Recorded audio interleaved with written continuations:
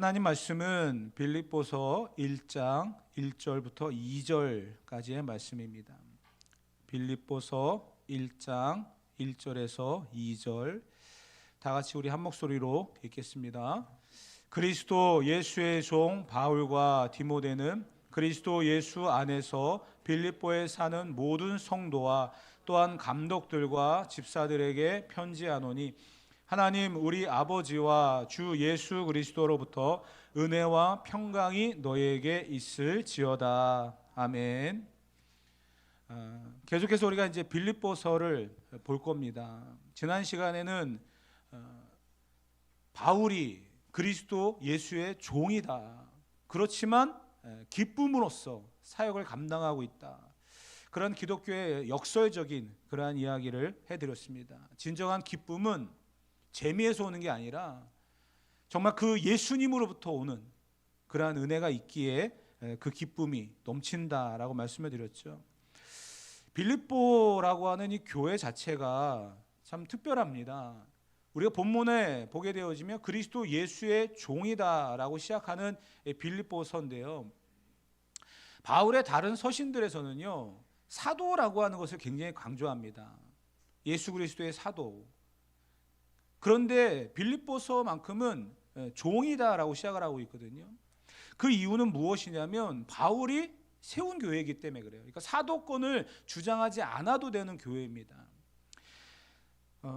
사도행전 15장에 보게 되어지면 바울이 이제 전도 여행을 떠나려고 할 때 바울은 지금의 이제 터키 지역 그 지역으로 이제 복음을 전하고 싶은 그런 마음이 있었습니다. 근데 성령께서 바울의 마음을 감동을 시키시는 거예요. 아니다. 네가 가야 될 곳은 아시아가 아니라 마게도냐 지역이다. 성령의 인도하심에 따라 간 곳이 바로 마게도냐의 첫 번째 성인 빌립보였습니다. 거기서 자주장사 루디아도 만나고요. 또 귀신 들린 여종을 고쳐줘서 억울하게 누명을 써서 감옥에 갇히는 일이 생깁니다. 그곳에서 바울과 실라가 무엇을 합니까? 기도와 찬송을 하죠. 옥문이 열리는 일이 벌어졌습니다. 간수장이 자결을 하려는 그런 순간에 우리가 여기 있다라고 말하고서 간수장이 바울과 실라를 자기 집으로 데려가서 상처를 치유해주고 어떻게 해야 우리가 구원을 얻을 수 있습니까? 라는 질문을 던졌을 때 바울이 이야기하죠. 주 예수를 믿어야 된다. 그래야 구원을 얻는다. 그래서 시작된 교회가 바로 빌립보 교회입니다. 그러다 보니까 바울이 애틋한 거예요. 특별히 관심이 많고 사랑이 있고, 그리고 빌립보 교회 성도들은 바울을 사도라고 하는 것을 강조하지 않아도 믿고 따를 수 있는 그러한 관계였다는 거예요. 그런 특별한 관계에 있는 바울이 빌립보 교회 성도들에게 보내는 편지가 바로 이 빌립보서입니다. 옥에 갇혀 있는 그런 상황에서도 바울에게 계속해서 후원하고 협조하는 그런 교회, 그것이 바로 빌립보 교회였습니다. 다른 교회들은 그렇게까지 하지 않았거든요. 그런데 빌립보 교회만큼은 바울의 선교를 돕는 그런 재정적인 지원도 아끼지 아니하였던 그런 교회입니다. 특별히 옥에 갇혀 있을 때에도, 지금 빌립보서는 이제 옥에 갇혀 있는 그런 상황이잖아요. 그런데도 바울을 계속해서 돌볼 수 있는 그런 교회가 바로 이 빌립보 교회였다는 거예요. 그러니까 바울에게는 굉장히 의미가 있는 그런 교회이고, 또 빌립보 교회 성도들에게도 바울을 잊을 수 없는 그러한 지도자였다는 겁니다. 우리가 이제 필리핀 선교를 하면서 계속해서 이제 거기에 집중을 하고 그러고 있는데요. 사실 지금 선교가 많이 지금 중단이 되어 있는 그런 상태입니다. 우리 교회 규모에서 그 선교를 할 수 있다는 것도 참 저는 기적적인 일이라고 생각합니다. 쉽지 않은 결정이고, 또 매년 우리가 선교지에 필요한 물품들을 보내고 또 후원하는 그런 모든 것들이 참 쉽지 않은 그런 부분이거든요. 그런데 우리가 이제 그 일들을 감당해 나가고 있습니다. 선교지에서는요, 자꾸만 이제 그런 이야기를 전해주는 거예요. 선교 물품을 받을 때라든지 또 선교비를 후원을 받을 때라든지 이러면 그 마음이 느껴진답니다. 그 정성과 그 사랑과 관심을 느낀다는 거예요. 포장되어진 그 박스를 받을 때 그 하나하나를 갖다가 포장하면서 그 정성, 다른 교회에서도 오지만 우리 교회가 보내는 그 부분들을 하나하나씩 펼쳐보면은 깨끗하게 정돈되고 잘 나눠져 있는 그러한 부분. 그러니까 자기들이 받았을 때 따로 구분할 필요도 없고 그냥 그 받은 그대로 선교지에 나눠주고 또 자기들이 쓰면서 사역을 할 수 있는 그 마음이 느껴지니까 감동이 되는 거예요. 그래서 뭐 그런 얘기도 해요. 뭐 형제와 같고 자매와 같고 막 그런 이야기를 하는데 그만큼 감동이 되고 그만큼 도움을 받는다라는 그런 이야기겠죠. 빌립보 교회와 바울도 마찬가지였습니다. 서로 돕는 관계예요. 바울은 사역자로서, 빌립보 교회 성도들은 돕는 자로서 바울의 사역을 돕고 심지어 옥에 갇혀 있는데도 필요한 것들을 채워줄 수 있고 도와줄 수 있는 그런 교회, 굉장히 특별한 그런 관계였다는 겁니다. 그렇기 때문에 바울은 이 빌립보 교회에 더 애틋한 그러한 관심이 있고 또 마음이 있다는 거죠. 그래서 빌립보서 2장에 가게 되어지면 바울은 담대하게 이런 말도 합니다. 두렵고 떨림으로 너희의 구원을 이루어야 된다. 자신 있게 이야기하면서 핵심을 말할 수 있는, 다른 것 피해갈 필요가 없어요. 왜냐하면 빌립보 교회는 자기가 세운 교회이기 때문에 그 성도들에게 담대히 말하면서 강력한 어조로도 말할 수 있고, 그런 교회가 바로 빌립보 교회와 바울의 관계였다는 겁니다. 그런 관계에 바울이 쓴 이 편지의 인사말을 우리가 지금 보게 되는 거거든요. 1절을 다시 한번 우리가 보도록 하겠습니다. 1절 말씀 다 같이 읽어보도록 하겠습니다. 그리스도 예수의 종 바울과 디모데는 그리스도 예수 안에서 빌립보에 사는 모든 성도와 또한 감독들과 집사들에게 편지하노니. 아멘. 바울은 지금 자기의 신분을 이야기하잖아요. 그리스도 예수의 종, 노예라고 이야기했어요. 그런 가운데서 빌립보에 살고 있는 성도들과 또한 감독들과 집사들에게 편지하고 있다. 바울이 갖고 있는 이 중요한 원칙을 이 1절에서 우리가 보게 되어집니다. 첫째는 지난 시간에 말씀드렸던 그리스도 예수의 종이다. 자기의 신분은 종이다. 노예라고 이야기했잖아요. 그 자기를 위해서 목숨을 버린 주인을 위해서 헌신하는 종, 자기의 신분을 이야기했습니다. 그리고 나서 이 빌립보서를 쓰는, 빌립보서를 내가 전달할 때 너희가 읽었으면 좋겠다라고 하는 수신자들이 누군가에 대한 이야기를 1절에 이야기했어요. 첫째는 빌립보에 사는 모든 성도, 그리고 또한 감독들과 집사들에게 편지한다, 이렇게 이야기합니다. 여기에서 바울이 말하고자 하는 교회의 모습을 우리가 봅니다. 빌립보에 사는 모든 성도라고 하는 그런 주체를 이야기했어요. 성도, 교회는 성도가 굉장히 중요합니다. 성도가 우선이거든요. 그런데 우리가 이 우선순위를 바꾸면 안 된다라는 것을 이 1절 말씀에서 보게 되어지는데요. 빌립보에 사는 모든 성도를 일단 먼저 이야기하잖아요. 그리고 나서 감독과 집사를 이야기합니다. 그러니까 성도가 우선이에요. 그리고 성도가 먼저입니다. 그리고 감독과 집사예요. 그러니까 직분은 우선순위가 될 수 없습니다. 직분이 앞장서서 내가 감독인데, 내가 집사인데, 내가 뭔데 라고 하면서 자기를 드러내는 어떤 명함으로 사용하는 거 안 된다라는 거예요. 성도가 먼저라는 거예요. 쉽게 말하면요, 성도가 되어야 된다는 거예요. 먼저 성도가 되지 않고 직분을 받는다는 것도 문제가 있는 거예요. 직분 때문에 성도가 되는 것도 문제가 되겠죠. 결국은 성도가 먼저 되어야 된다는 겁니다. 성도라고 하는 것은 한문입니다. 말 그대로 거룩한 무리라는 이야기예요. 거룩한 무리. 우리는 죄인입니다. 그렇기 때문에 하나님의 은혜가 필요한 사람들이에요. 이 죄인들을 부르셔서 성도라고 하는 그러한 교회를 세우셨습니다. 하나님께서 교회를 세워가실 때에는요, 이 성도가 모여서, 죄인들이 모여서 그 은혜에 감격하는 예배를 드리는 거거든요. 그렇기 때문에 내가 어떠한 상태인지를 분명히 알고 예배할 수 있어야 되고 하나님 앞에 서 있어야만 합니다. 성도라고 하는 것, 그것은 내가 거룩하기 때문에 부르심을 받은 게 아니라는 것을 전제라고 했습니다. 나는 죄인입니다. 그런데도 불구하고 하나님이 나를 부르셔서 성도를 삼으셨다는 거예요. 교회의 구성원이 되게 하셨다는 겁니다. 그게 바로 은혜라고 하는 거거든요. 근데 더 나아가서 이 직분이라고 하는 것들이 주어지거든요. 성도에게 주어지는 직분이에요. 감독과 집사라고 하는 그런 직분이 등장했습니다. 이 감독은요, 초대교회에 세워졌던 그런 직분이기도 한데, 우리 장로교 같은 경우는요, 이 감독을 장로라고 이야기합니다. 그런데 저와 같은 사람은 말씀을 전하는 목사 장로, 조직적으로 보면 그렇게 되어 있고요. 우리 장로님들이 계시잖아요. 우리 장로님들은 성도들을 돌보면서 교회를 돌보는 그러한 치리 장로, 이렇게 구분을 합니다. 그리고 집사라고 하는 직분이 등장하는데요, 초대교회 집사는요 다른 게 아니에요. 재정적인 일을 돌보면서 성도들이 신앙생활하는 데 있어서 도움을 주는 역할인 겁니다. 그렇게 직분을 나눠놨다는 거예요. 그런데 그러한 직분보다 더 우선된 것은 내가 먼저 성도가 되어야 된다는 거죠. 내가 죄인으로부터 시작되어지는 그 상황 속에서 나를 부르셔서 성도가 되게 하셨다.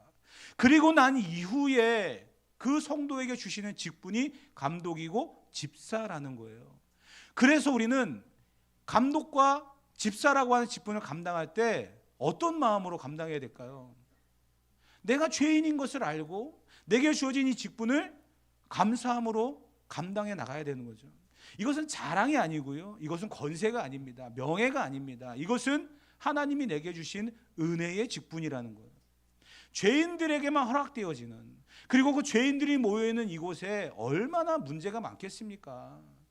이 문제가 많은 이 교회 공동체 안에서 서로를 돕고 서로를 협력하면서 아름다운 교회를 만들어가라고 주시는 직분이라는 거예요. 질서를 만들어가기 위해서. 그래서 감독이나 집사는 자랑이 아니라 순종하면서 헌신하면서 감당해야 될 사명인 겁니다.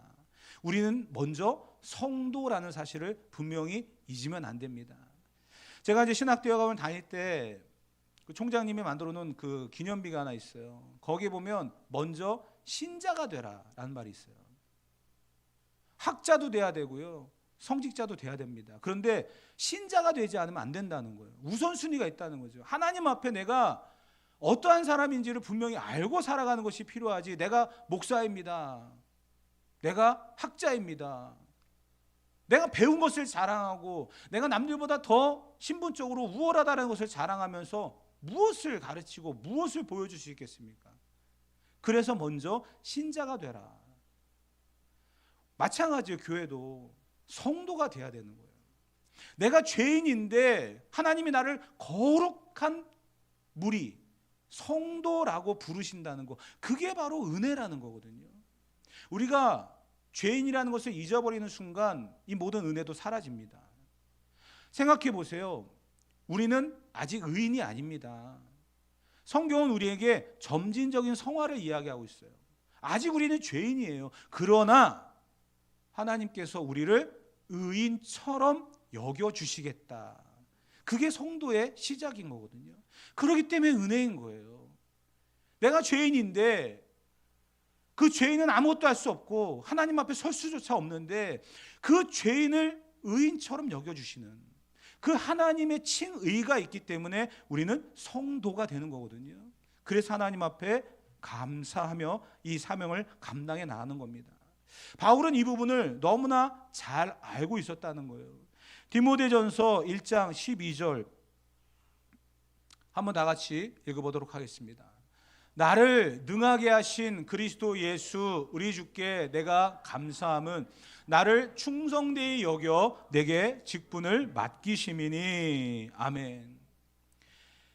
바울이 사도라고 하는 직분을 감당하게 된 것은 예수 그리스도께서 나를 충성되게 여기셨다. 나는 그런 사람이 아니에요. 나는 그렇게 할 수 없어요. 분명히 나 자신을 어느 정도 평가하고 있습니다. 그런데 내게 직분을 맡기셨다는 것은 나를 충성되게 생각하셨다는 거예요. 충성할 수 있는 사람이라고 믿는다라는 거예요. 그래서 직분을 맡기셨다는 거죠. 사실 예수님의 이 그리스도라고 하는 이름도 직분이거든요. 예수님도 하나님 앞에 이 직분을 감당하기 위해서 충성된 사람으로 살아갑니다. 그리스도라고 하는 것은 이름이 아니라 직분이에요. 예수님의 이름은 예수라고 하는 이름이고요. 직분이 그 앞에 있습니다. 그리스도라고 하는. 이 그리스도라고 하는 뜻은 기름 부음을 받았다라는 거예요.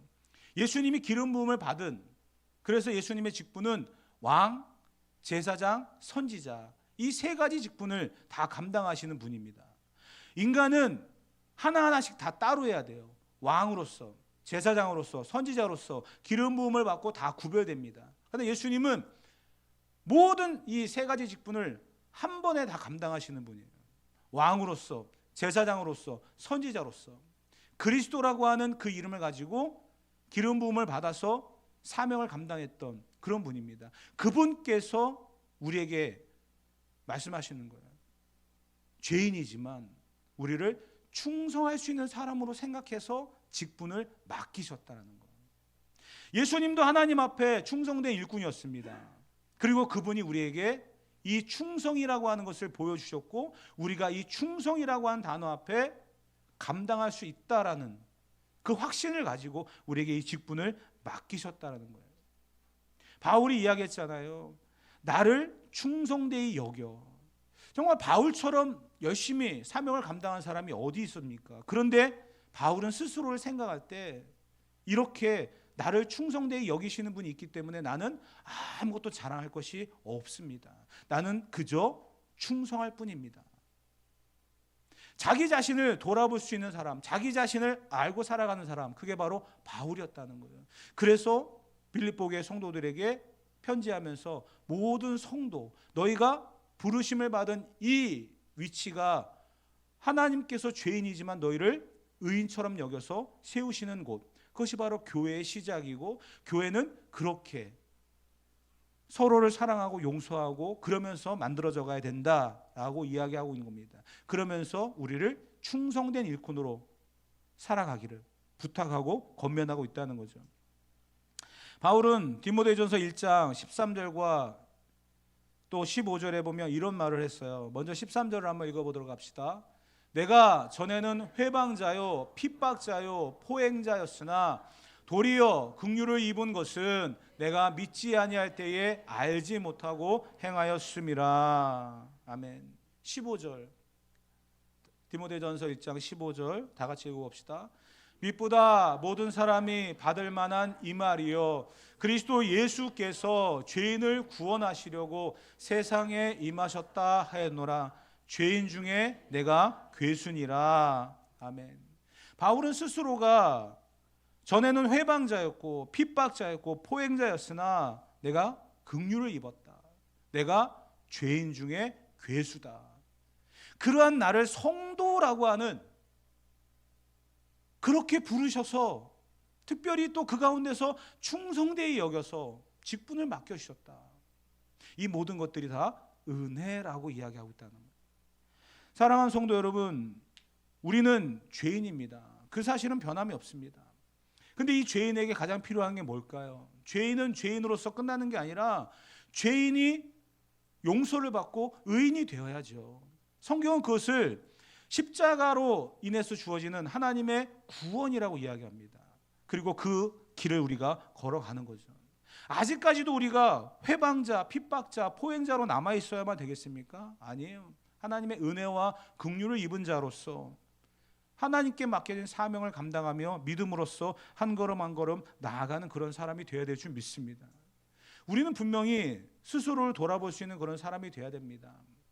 성도가 되어야 되고 직분자가 되어야 되고 감당할 수 있는 힘과 능력을 달라고 매일같이 기도하면서 하루하루를 살아가는 저와 여러분들이 되어야 될 줄 믿습니다. 스스로를 돌아보면서 많은 생각들을 하실 거예요. 그리고 내가 어떠한 사람인지 바울만큼은 아닐 겁니다. 해방자, 핍박자, 포행자, 초대교회를 박해했던 그런 사람이죠. 열심으로는 바울을 따라갈 만한 그런 사람이 없었습니다. 그런 바울을 부르셨어요. 그리고 초대교회의 지도자로 세우셨다는 거죠. 그런 과정 속에서 바울이 이야기하는 나는 죄인 중에 괴수다. 괴수란 말, 괴물이란 이야기예요. 죄인 중에서도 괴물 같은 존재가 자기였다는 거예요. 그런데 그러한 자기를 성도로 만들어 주시고 그 성도 가운데서 또 직분을 주셔서 교회를 돌볼 수 있는 그러한 역할을 감당하게 하셨다는 거. 그래서 바울은 은혜와 평강을 이야기하는 거예요. 2절 말씀 다 같이 한번 읽어보도록 합시다. 하나님 우리 아버지와 주 예수 그리스도로부터 은혜와 평강이 너에게 있을지어다. 아멘. 내가 죄인인 것과 하나님의 은혜가 없이는 살아갈 수 없다는 사실을 아는 성도들, 그러한 성도들에게 교회를 돌보며 또 성도들을 돌볼 수 있도록 직분을 주셨거든요. 그러면서 그 교회 안에 있는 그 무리와 그 하나님이 세우신 거룩한 공동체가 어떻게 세워져 가야 될까요? 답은 이 안에 있어요. 은혜와 평강이 있어야 될 줄 믿습니다. 하나님이 주시는 은혜가 있어야 되는 거예요. 내가 죄인인데 나를 구원하시는 그 은혜, 그 은혜로 내가 직분을 맡아서 하나님의 교회를 세워가고 성도들을 돕는 그 역할을 감당할 때 그곳에 평강이 있어야 되는 거예요. 그게 교회입니다. 그런데 잘못된 교회는요, 내가 직분자라는 것만 감당을 해요. 내가 남들보다 낫다라는 것만 강조를 합니다. 그러니까 평강이 없는 거예요. 그러니까 싸움이 일어나고 분열이 일어나고 다툼이 일어나고 상처만 남고. 제가 평안교회를 다니면서 가장 먼저 매일같이 하고 있는 기도의 제목은 하나님, 교회의 이름처럼 평안하기를 원합니다. 성도들이 서로 사랑하면서 서로 존경하면서 하나님이 기뻐하시는 그런 초대교회의 원형, 사도행전적 교회를 세워가는 그런 교회로 세워져 가길 원합니다. 매일같이 기도하는 기도의 제목입니다. 여러분, 요즘 교회가요, 은혜가 사라지고 있어요. 내가 죄인인데 하나님의 은혜로 구원받았는데 그 사실, 성도라고 하는 그 사실이 사라져가고 있는, 은혜가 점점 사라져가고 있는 그런 시대를 살아가고 있습니다. 여러분들은 피부로 와닿지 않지만 저는 그런 이야기들과 그러한 모습들을 주변에서 너무나 많이 보고 있습니다. 친구들이 10년을 목회했는데 7년을 싸우고 사표 던지고 나온 그런 교회도 있고요. 작년 연말에 친구들이랑 모임을 한번 가지려고, 동기들이랑 모임을 가지려고 했더니 내년에 만나. 왜? 그러니까 올해까지 내가 한번 버텨보고 장로님이랑 싸웠대요. 근데 그 싸움의 이유는 아주 단순하고 간단한 건데 아무것도 아닌데, 싸울 일도 아닌데 그렇게 돼버렸어요. 정말 이 이야기를 여러분들한테 해드리면은 정말 여러분들은 어떻게 그럴까라는 생각이 들 정도로 굉장히 시험에 들 수 있는 그런 이야기들인데, 정말 교회가 점점 은혜가 없어지고 사랑이 없어지고 평강하지 않는 그러한 모습들을 많이 보게 되어집니다. 사랑하는 성도 여러분, 우리는 분명히 은혜와 평강이 교회의, 우리 교회의 특징이 되고, 또 우리가 이 은혜가 없으면 안 된다는 사실을 잊지 않고 살아가는 그러한 교회와 성도가 되어야 될 줄 믿습니다. 우리는 마태복음의 산상수훈의 이야기를 들으면서 열매라고 하는 결론을 내렸었죠. 인격, 성품이 계속 바뀌어야 돼요. 죄인이었던 것을 계속 갖고 있으면 안 됩니다. 죄인의 때에 갖고 있었던 그 습성을 계속 갖고 있으면 안 돼요. 자꾸 잘라내야 돼요. 그래야 반석 위에 집을 짓는 그러한 성도가 될 줄 믿습니다. 여러분, 저도요, 후천적으로 계속 다듬어져 왔기 때문에 이 자리에 있는 겁니다. 20대 때 놀러 다니는 거 굉장히 좋아했고요. 먹는 것도 너무나 좋아했고요. 심지어는 쉬는 날이나 그런 날 있으면 아이들 데리고 많이 다니기도 했었어요. 노는 거 너무 좋아하니까. 여러분들이 상상을 초월할 만한 그런 일들을 굉장히 많이 했습니다. 제가 오토바이 타고요, 그냥 산악 지역 올라가기도 하고, 사림구동 타고 뭐 길이 없는데 막 개척하고 다니고, 뭐 물 위에 차가 둥둥둥 떠다니는 그런 일들도 있었고요. 하여튼 이 노는 거에 있어서는요, 따라올 만한 사람이 없었어요. 대학원 다닐 때도 친구들이 뭐라고 얘기했냐면, 너 여행사 해라 그랬어요. 그런데 내 안에 있는 이 모든 것들이 다 다듬어지고 깎아지고 하니까 하나님께서 내게 주신 직분, 하나님께서 내게 주시는 사명, 여기에 집중하니까 오늘 이 자리에 서 있는 겁니다. 우리는요, 버려야 될 것들이 있다는 것을 분명히 알아야 됩니다. 잘라내야 될 것들이 있다는 것을 분명히 알아야 돼요. 우리의 모난 성격이 무엇인지를 우리는 스스로를 알고 있잖아요. 내가 버려야 될 것이 무엇인지, 끊어야 될 것이 무엇인지를 우리는 분명히 알고 있잖아요. 그런데 아직까지도 갖고 있다는 게 문제인 거죠. 우리가 가장 구원을 받아 그 최고로 행복한 그 순간에 우리를 하나님께서 불러가시면 아무 문제가 없어요. 그런데 왜 이 땅을 살아가게 하실까요?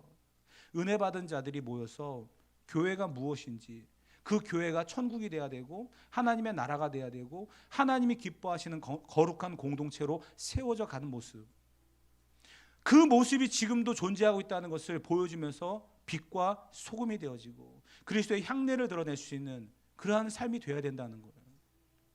그것을 위해서 우리를 남겨두신 거고요, 그러기 위해서 우리는 날마다 치열한 영적인 싸움을 싸워가는 것입니다. 하나님의 교회에 은혜와 평강이 넘쳐야 될 줄 믿습니다. 누구로 인해서요? 나로 인해서. 나는 어떤 존재입니까? 죄인이라는 거예요. 그 사실을 잊어버리면 은혜는 사라집니다.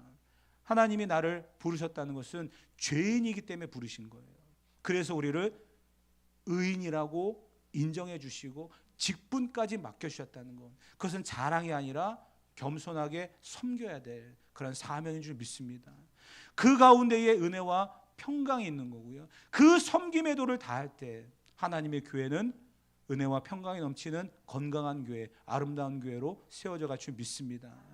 우리 옆에 분들하고 인사합시다. 이 2절의 이 말씀처럼 하나님 우리 아버지와 주 예수 그리스도로부터 은혜와 평강이 여러분들에게 있기를 기도합니다. 우리 옆에 분들에게 한번 그렇게 인사를 한번 하고 합시다. 하나님 우리 아버지와 주 예수 그리스도로부터 은혜와 평강이 있기를 바랍니다. 이것이 교회고요, 이것이 성도가 살아가야 될 삶의 모습인 줄 믿습니다.